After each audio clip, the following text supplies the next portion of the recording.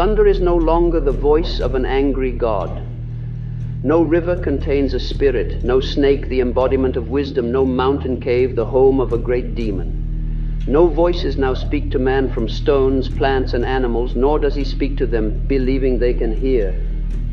His contact with nature has gone, and with it has gone the profound emotional energy that this symbolic connection supplied. The Jotun is a family of powerful spirits. A family that you are either born into or one which you can choose to join or leave.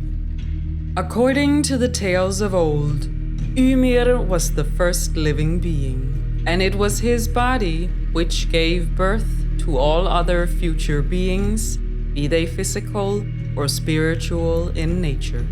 This includes the forefathers of the Norse gods, such as Odin and his brothers Vili and Ve.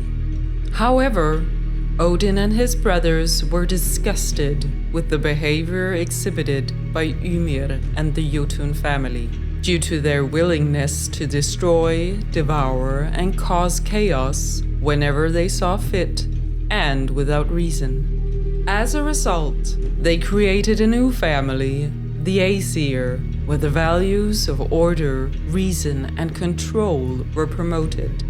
A stark contrast to their old Jotun family, where set values were an anathema.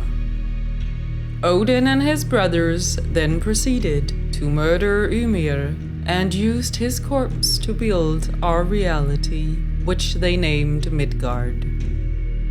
The realm between realms, the place in the middle. The brothers then created the first man and woman to inhabit Midgard, and imbued the humans with a part of their own essence. The murder of Ymir was one the Jotun family would never forget or forgive, which resulted in an ongoing tension and conflict between the forces of order and chaos.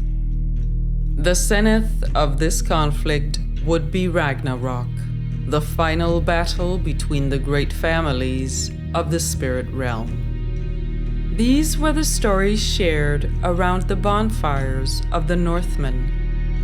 Fantastical tales of wisdom and myth, shared not only to entertain and inspire its audience, but most importantly, to maintain and share the hard-earned wisdom of old with everyone. Wrapping the old teachings inside inspiring and fantastical tales and sagas not only help promote the learning, but also help the avid listener to easily remember the tales of wisdom, so they too could share it with their very own future audience. An oral tradition which ensured that the Northmen had an efficient way to share the teachings required to develop the mindset one needed to succeed and thrive in the harsh reality of the North. While the myths were just that, myth, the experience of spirit was not. The Norse people had learned through experience that everything had a soul, including themselves, their pets and the animals, the forests, the fire, old age, the wind, and so on. And lack of awareness and ability to manage these would have dire consequences for oneself and one's surroundings. Some of the most important spirits to learn how to manage were the devouring spirits, the Jotun.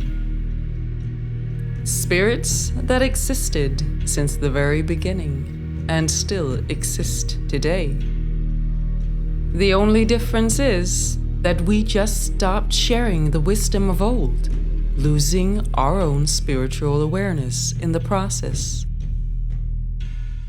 and started to lean towards academia for answers in the School of Psychology. While great psychologists such as Carl Jung studied and incorporated the teachings of old into his theories and practices, The problem was not only that a general disdain for the old teachings gradually developed in modern society, but maybe more importantly, the spiritual practice turned from something that was part of everyday life to something the lucky few talked about at hourly sessions with their psychologists or something similar. And over the years, we gradually stopped being spiritually aware. And with that, we not only lost our connection with nature and the profound emotional energy that this symbolic connection provided us, but it also left us vulnerable to the Jotun. Civilized man is in danger of losing all contact with the world of instinct, a danger that is still further increased by his living an urban existence in what seems to be a purely man-made environment. This loss of instinct is largely responsible for the pathological condition of contemporary culture. All of existence is born from the same source, a source named Ginnungagap by the Norse. Ginnungagap is the yawning void. It is the primordial chaos from which everything is born and is destined to return to yet again be reborn. A cycle of constant chaos and change. According to the myth, Ginnungagap yawned wide, and a scream was heard as Ymir was born, the first spirit, the first living being. Ymir, the first spirit, was a child of the primordial, the primitive, the Jotun, which Odin and his kin, including you, all originate from. All have the energies of the primordial running through their soul, making them capable of assuming the role of a devourer, an outlaw, at any moment. This is why, if you turn to the news, look outside the window, read one of the old Norse myths, you will witness characters embrace or struggle with their Jotun blood, creating a gray reality, full of both light, darkness, and everything in between. Midgard, our reality, the place in the middle, is a place where both spirits dressed in and without matter exist. You, as a human spirit, will meet many human spirits who have no values or guidelines to manage their primordial nature. They have not made a conscious choice to join a spiritual family, which means committing to a certain set of values, a value set which acts as a critical tool to manage their primordial nature. As a result, they become a Jotun. They are dangerous and unreliable. They can both be a source of creation and healing in your life, but also a source of destruction and despair.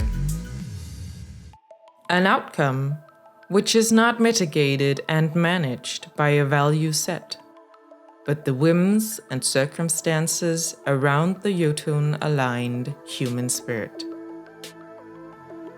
So, have you experienced a family who switched between being a family of healing and growth and one of destructive toxicity?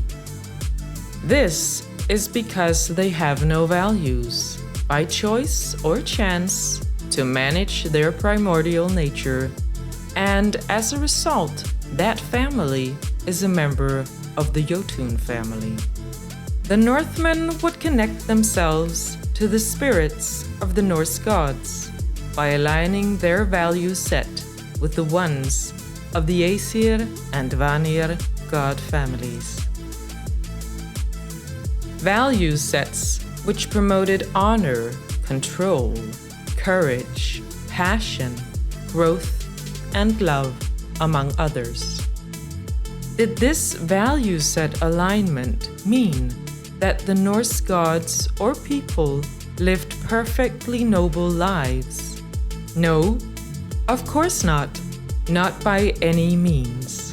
In the myths, the Norse gods are often portrayed as committing the vilest acts of behavior, such as murder and lying. And the Norse, as any human, also often conducted acts of depravity.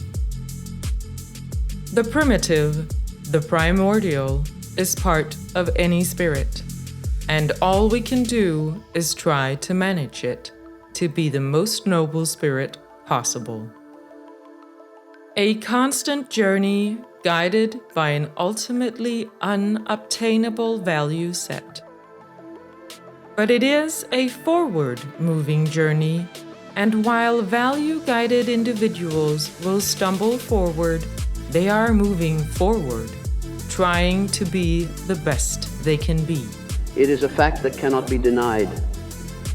The wickedness of others becomes our own wickedness because it kindles something evil in our own hearts.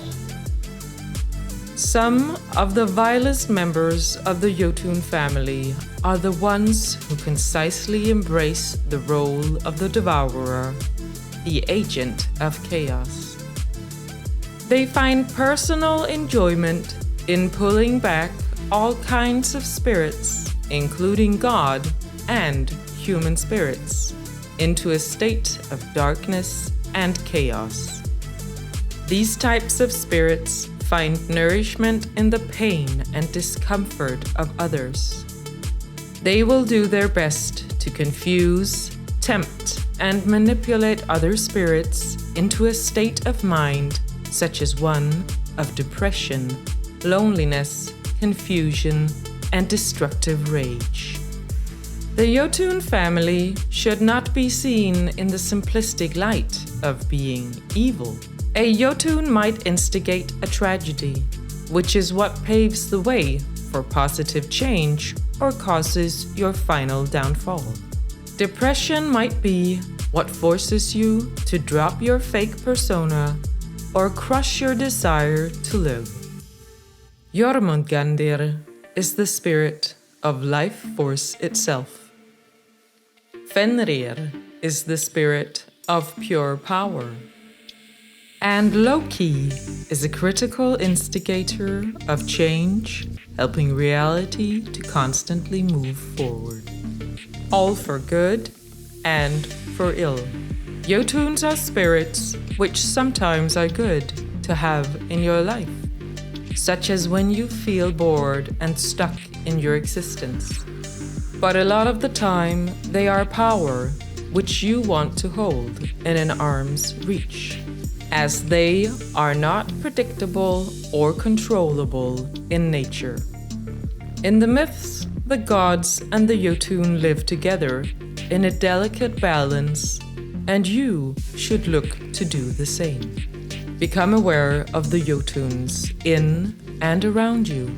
Adopt a value set of honor, seek the wisdom, and learn the tools, which allows you to manage and act on the Jotun within and the Jotuns around you. We hope you enjoyed this video, and if you did, please consider watching our other videos on the topic of spirituality. Vi ses næste gang. Hej hej!